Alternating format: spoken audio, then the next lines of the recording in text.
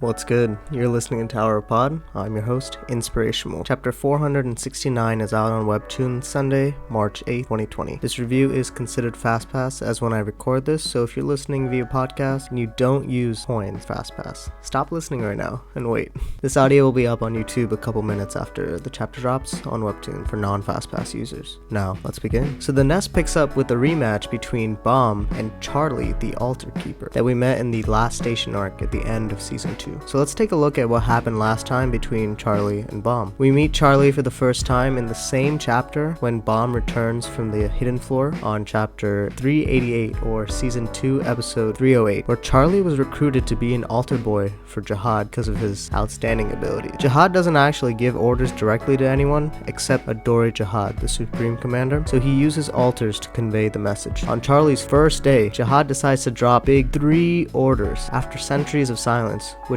led to the war that we're in right now, actually. So the vice altar director decided not to share all the 3 orders to delay that inevitable war, and going to use Charlie as a scapegoat when it eventually came out that they were withholding information. Poor Charlie didn't know that, and they go into battle for a secret mission with Calivan's squadron to take out the regulars on the Hell Train. Charlie takes on Bomb in chapter 407 or season 2 episode 327 when we see him again, and they fight until Calivan shows up to the battle about 5 chapters later. Charlie's design kind of looks like the Joker with the purple paint across his eyes, and his attacks kind of remind me of the diamond suit on the playing cards. Like Yuha's song states that Bomb isn't ready to fight a regular yet, which is pretty true back then, as he barely has any control of his power. Charlie's unique ability, White Light Noise, takes away any sensory information from Bomb and works well against regulars who aren't really experienced in a fight with a ranker, obviously.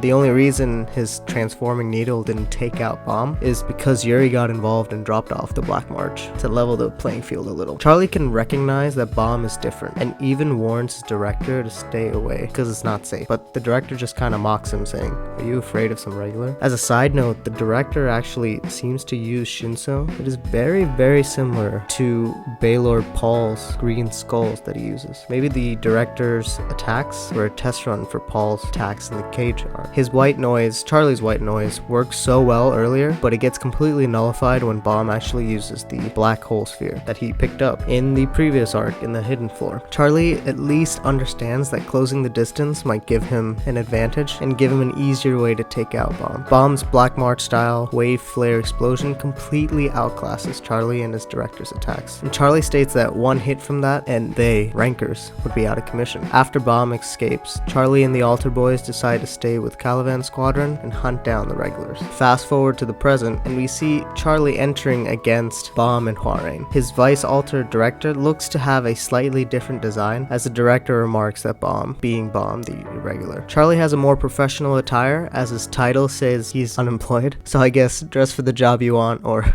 the job that you're trying to get back. Charlie complains about not being able to even cut his hair or dyeing it, and how it's all Bomb's fault, and Bomb just claps back with saying, "I'll just use you as a warm-up," which back in the last station, Bomb also stated something as bold as this, such as holding back a ranker for 5 minutes. This time though, Bomb can actually confidently back up his statement. I wish that Charlie took the fight a little more seriously, as he says that he's surprised that Bomb stopped his white noise when Bomb stopped it last time as well. Like, I don't understand. Charlie even went through a threat analysis in the last station and understood that Bomb is a serious issue, with Bomb's unique Shinso neutralizing ability and his Black March wielding ability. At least it's good that Charlie actually followed up from his old observation that close combat will be the quickest way to deal with Bomb, as he wasn't able to execute this in the last station since Calivan just showed up and took the spotlight. Sadly for Charlie, Bomb spent an entire arc in season 3 gaining a transformation ability, which closes up his weak combat skills, as well as went under martial arts training on top of everything, so Charlie is completely outclassed. Even with ranker poison, Bomb just black hole sphere that away. But we got to see how Bomb's slight inexperience showed that he only used the sphere because Huarain actually warned him. So this kind of warrants Huarain's role in this fight, as she just stands back and throws out her snarky remarks, which, you know, Huarain can do Huarain, it's fine. Everyone that was watching through the observers recognizes just how much Bomb has grown, especially the players that in the squadron that actually saw him at the station. It seems like Bomb doesn't really know the full action plan, as he was a little surprised that there were people that were already in the walls. So I guess he was just told what he's doing and that's about it, because he doesn't really care. He leaves it to the others to actually plan out attacks.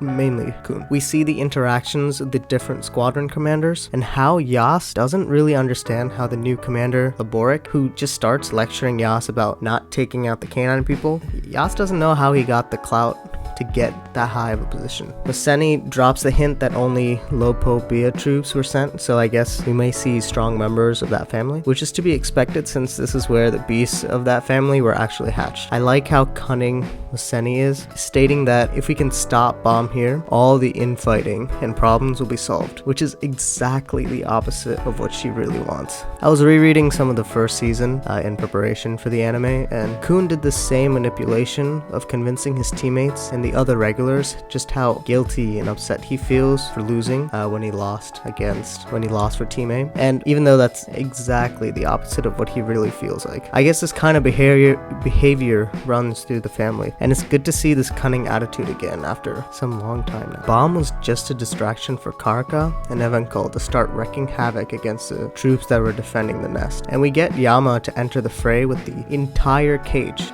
Because why not? The cage looks to have a giant cannon attached to it, and we get to see all the brothers ready for action. Doom seems to have his arm back, which means that he finally got the fang, that the entire stealing the fang part of the cage was to avoid Doom from getting this fang, and he can actually go all out in this upcoming battle. So I hope to see that soon, just how more overpowered Doom becomes. Maybe he becomes back to his former rank of top 100. SIU states in his blog post that each phase of the nest walls will be a unique battle, so I guess we'll get to see 3 phases of this very, very long arc. That's all for the chapter. Make sure to heart the chapter on Webtoons every time you finish reading, and comment to be a part of the community. If you get a chance, subscribe to get access to these reviews every week. My social media can be found by searching Inspirational on YouTube, Instagram, Twitter, and Twitch. Shout out to my designer. You can find his work on Instagram at jatinv_photography. Shout out to my editor. You can find him on Twitter at YoungObesity. Shout out to Audios on Reddit for the translations of SIU's blog posts. This has been Tower Pod. See you all next time.